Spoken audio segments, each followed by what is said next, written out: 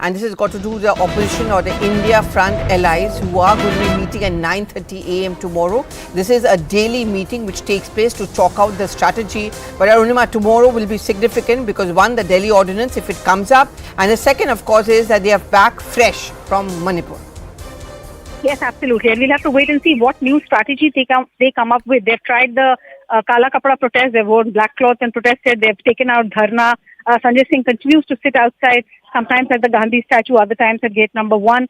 The other opposition members have raised this matter. Derek O'Brien, for example, in Rajya Sabha has been aggressively taking on the chair that led to the Rajya Sabha adjournment the last time around. Mallikarjun Kharge has alleged that his mic has been switched off. So what next can the opposition come up with? What is the new strategy that they have to get the Prime Minister, like they're saying, that they want the Prime Minister to speak on Manipur? So other than no confidence, is there anything else that they're planning? That is what they will decide at 9:30 when they meet. All right. Thank you very, very much, Arunima. You and I are going to be there very much inside Parliament, and just goes on to show there's going to be no sign of any kind of a rapprocha between the two sides. But let's listen in to all the reactions, especially of those leaders who went to Manipur for a 2-day visit as a part of a delegation to sort out the problem over there. दर्दनाक 2 दिन हमने गुजारे, जो लोगों पे जो बीती है उसको लेकर हम बहुत मायूस हुए हैं और बार बार आज भी हमने गवर्नर के साथ मीटिंग करते हुए बोला कि भारत सरकार प्रधानमंत्री के नेतृत्व में एक all India all party delegation आए। ये सुझाव हमने पहले दिन से हम दे रहे हैं, लेकिन प्रधानमंत्री गायब है, उनके मंत्रिमंडल दिल्ली में बैठकर बयान दे रहे हैं। मेरा तो सुझाव ये है कि वो मणिपुर में जाके वहां की जमीन की परिस्थिति देख के आए। No, there is no political will, and the government is not ensured that there is peace there as yet. And even yesterday in Bishnupur, after we visited there, I think there has been no incidents of attack and firing. Women are sitting in Dharna in different parts of the places, and more than that, students cannot go back to colleges. Universities are not working, schools are not there, and camps are in a pathetic condition. It's really bad. Yes. No, we have expressed our concern to the governor, and the governor has said that she is also very concerned about what is happening there, and she also wants us to tell the union government about what we've seen.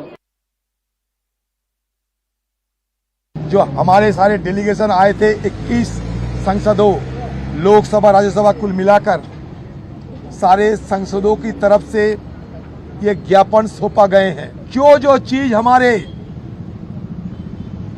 सामने आए थे, जो तजुर्बा हमें हुई थी, हमारी बात पे सहमत जताई। तो ये देखिए पॉलिटिकल टूरिज्म है, घूमने चले गए और 2.5 महीने के बाद गए। घटना तो मई से चल रही, मई बीत गया, जून बीत गया, जुलाई बीत गया, तो विपक्ष को 3 महीने के बाद आया मणिपुर की यात्रा करना।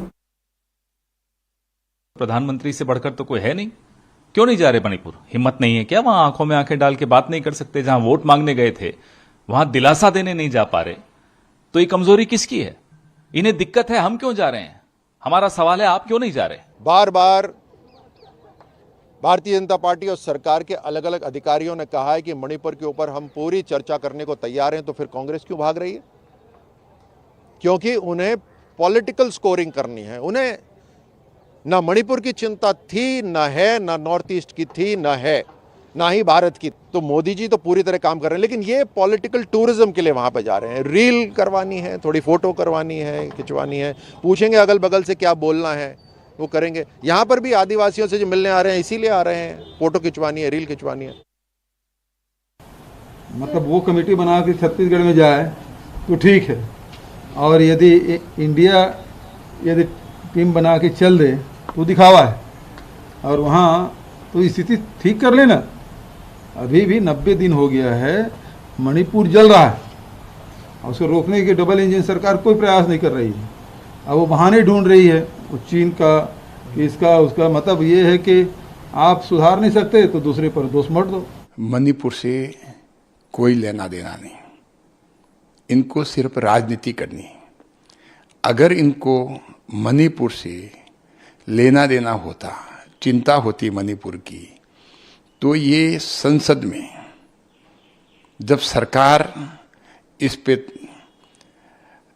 विचार कर करके बहस करने के लिए तैयार हैं, संसद में डिस्कस करने के लिए तैयार हैं, तो संसद में ये आकर के क्यों नहीं बोल रहे? चुनाव के और इस हिंसा के बाद एक बार भी नहीं गए कि 78 दिन के बाद 36 सेकंड के लिए देश के प्रधानमंत्री बोलते हैं, उसमें भी राजनीति करते हैं। राजस्थान छत्तीसगढ़ का जिक्र लेके आते हैं। मोदी जी धृतराष्ट्र भी हैं और कुंभकर्ण भी हैं। कुंभकर्ण को बड़े प्रयास से जगाया जाता था, मोदी जी के आगे सारे प्रयास फेल हो चुके हैं। मानसून सत्र एक हफ्ते से विपक्ष का भूमिका किस तरह सदन चलने नहीं दे रहे, पूरा देश आज देख रही है, क्योंकि आज मोदी जी और सरकार विपक्ष के जितने भी मुद्दे हैं चर्चा के लिए हम तैयार हैं, मगर विपक्ष नहीं चाहते कि चर्चा होना चाहिए।